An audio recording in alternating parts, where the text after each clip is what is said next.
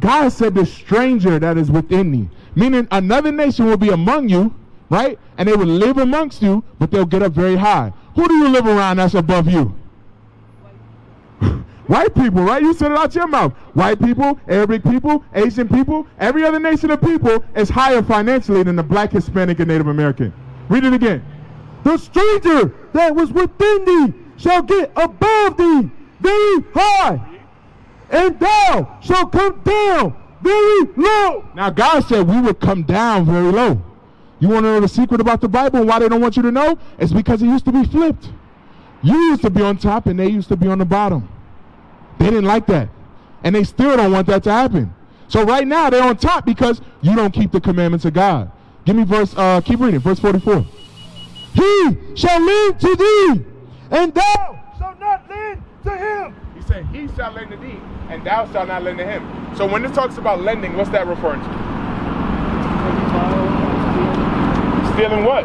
If you borrowing or stealing, what are you borrowing or stealing? Exactly, money or goods, right? So he lended to you, right? You shall not lend to him. Read it again.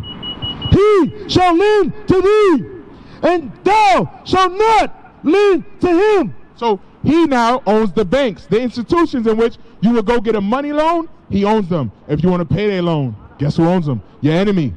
If you want to go cash your check real quick, you go to the liquor store, guess who owns that? Your enemy, and they take a cut out of that check, right?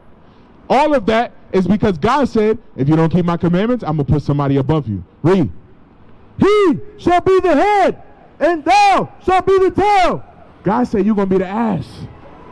Right? Think about that. You're going to be the ass to the situation. That's where we find ourselves, right? We are on the bottom. We are on the bottom. And our people walk around here and they act like everything is good. We got to figure out why we on the bottom. And we've tried many ways to get off the bottom, but none of them have worked. Right? We still find ourselves in the same position today. Give me verse 49. Read that. Verse 49. The Lord shall bring a nation against thee from far. Watch this. It said the Lord will bring a nation against thee from far. Look at this. Right? He said he was going to bring a nation against thee from far. Now, when the so-called Aztecs were conquered, who conquered them? The Spanish. Right? They're the same according to the Bible. They're called Esau in the Bible. They came from this side of the world all the way to this side of the world. Right? They took you in about 1519, and they took you back. When they first made their voyage, they took you back. So they came from where? Read that again. The Lord shall bring a nation against thee from far, from the end of the earth. Is this the end of the earth? Compared to this side of the earth, wouldn't this be the end of the earth? There's no, after this, where else do you go after this continent over here? That's the end of the earth, right?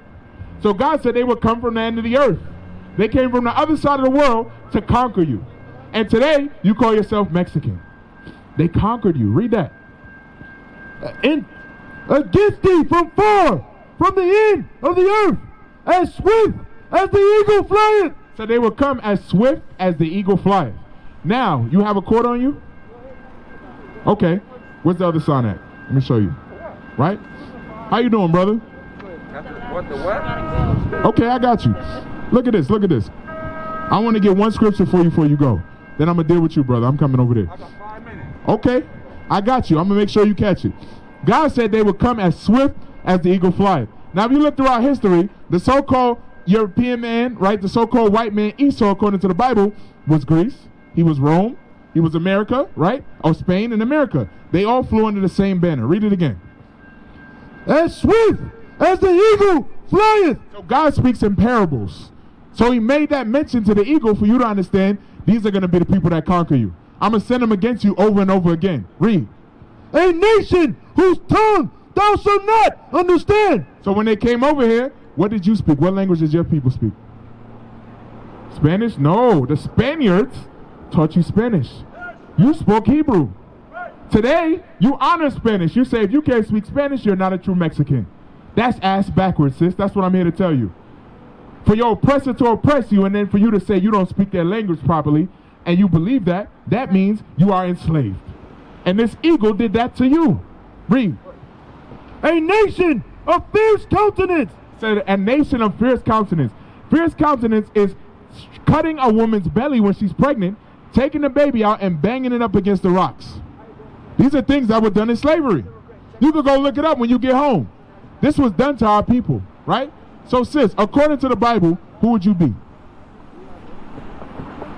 What nation would you be from first? Let's start there. Okay, you would be an Israelite. From what tribe?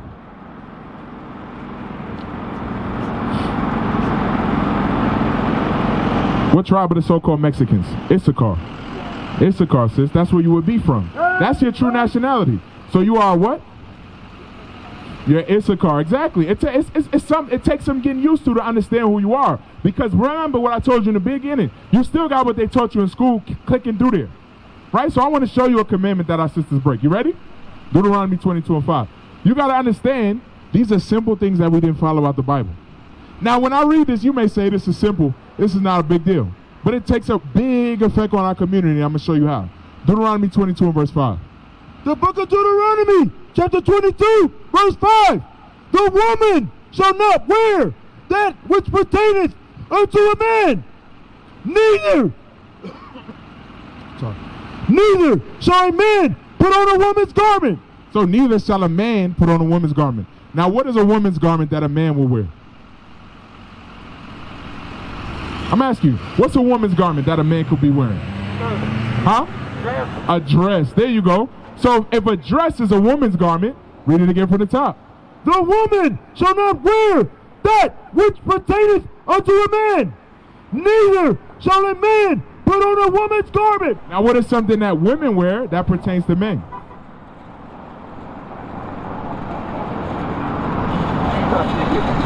What is it?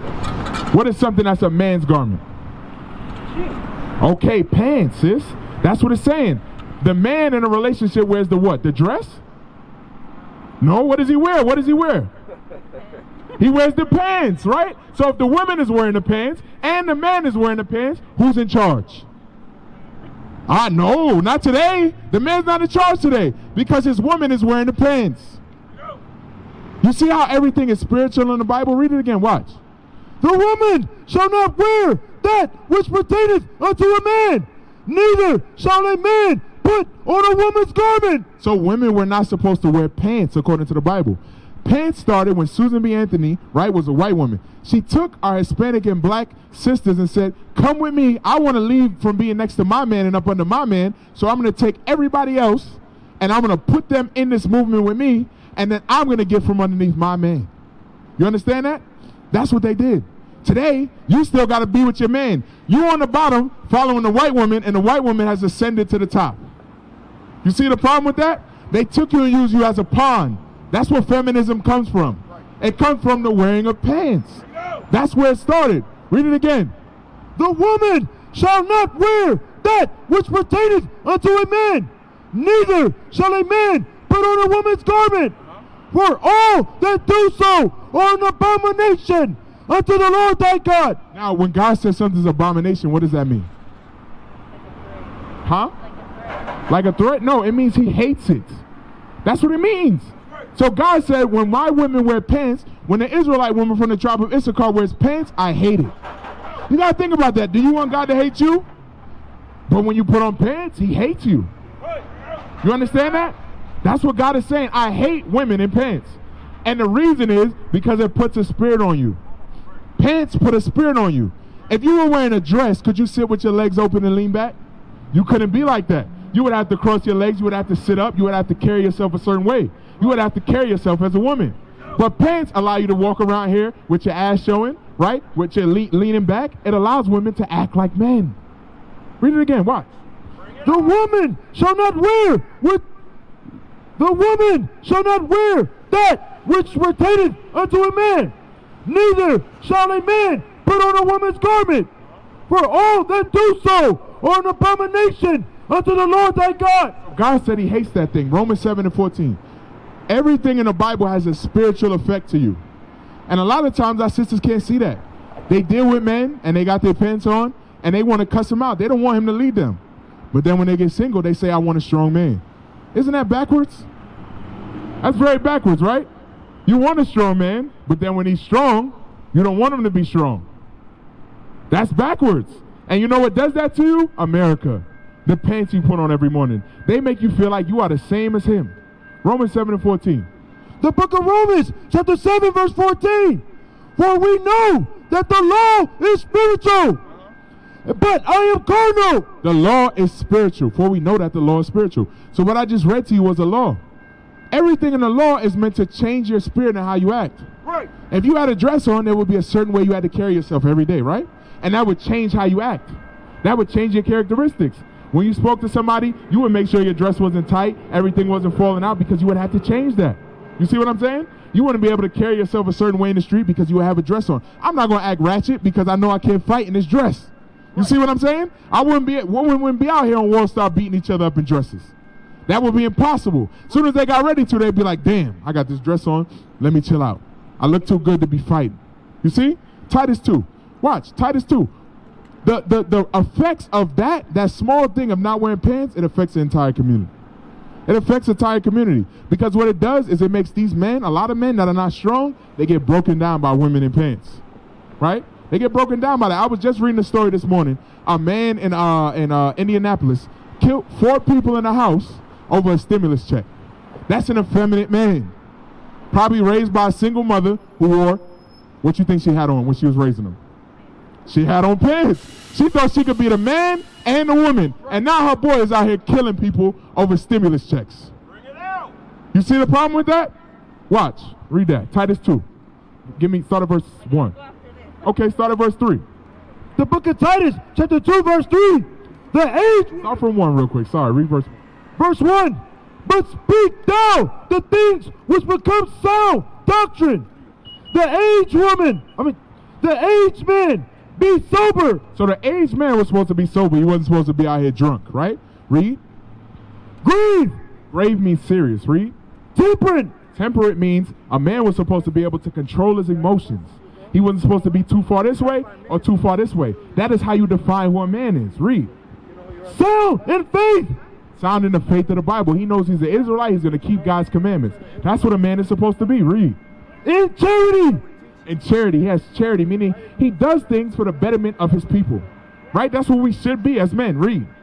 In patience. A man should be patient. Read. The aged woman, likewise. The aged woman should have all those things that the man has. You see the problem? So when a woman wears pants and now she's usurping authority over the man, they arguing about who's in charge. What happens? She doesn't learn what she needs to learn. You see? She tries to teach it to herself. And a woman's not temperate. You ever met a sister when her boyfriend breaks up with her, she feels good? She's just in the middle like, who cares? You met women like that? Nah, they was probably crying. Be honest. When women, half and half, right? And the only reason she wouldn't care is because she's numb. Not because she's temperate. Not because she understands both sides of it. It's because she's numb now. But a woman was supposed to learn from a man, and she was supposed to be sober. She was supposed to be grave, serious, know when to be serious, not playing all the time. She was supposed to be temperate, meaning she's not supposed to jump into her feelings and be cussing everybody out, and then the next minute she acting like normal. Hey, babe, come give me a hug. She crazy now. Our women are crazy now. I know you know some crazy women. I'm sure when I said it, you said, damn, I got a crazy friend like that. Read. Verse 3. The aged woman, likewise, that they be in behavior as becometh holiness. So the women were supposed to have behavior as becoming holiness. Now the first thing that's holy, right, that's separate, that's different from this world, is wearing a dress. That's behavior, that's separate. Every other woman out here, they can wear pants, but you are supposed to set yourself apart. They're supposed to say you and say, wow, that's a beautiful dress, and follow you. Not you put on pants and follow them. That's what it means to be holy, to be set apart. Read. Not false accusers. Not liars. A lot of our women are liars. That's what it's saying. Read. Not given to too much wine. Some women is going home right now to drink a whole bottle of wine. The Bible says they wasn't supposed to do that. The men were sober. They were supposed to be sober. Read. Teachers of good things. Teachers of good things. That mother that taught that young boy, she didn't teach him good things. You see the problem? The men that are murderers out here had mothers, or else they couldn't be in the world. But what did their mothers teach them? Did they teach them the Bible? No. Did they teach them temperance? No. So What you see when you see little Ray Ray and Day Day killing everybody and stabbing everybody, that's a result of a mother teaching them. They need fathers. And men need women to play their position. We all have roles, and nobody's role is bigger than the others. You see the problem, right? A lot of time my women think because I have to submit to a man, my role is not equal to the man's role. Your role is just as important because we wouldn't be here without women. We wouldn't know what we know without women. You see? So we have to work together in order to rebuild our nation. And that starts by women understanding I ain't supposed to have the pants on in the family. We used to scream black power while heroin was pushed. But at the end of the day, nothing's in vain. IUIC has been given a vision. The tents of Judah has risen. Many has attempted the mission. Minor murmuring, omitting, and missing the mark.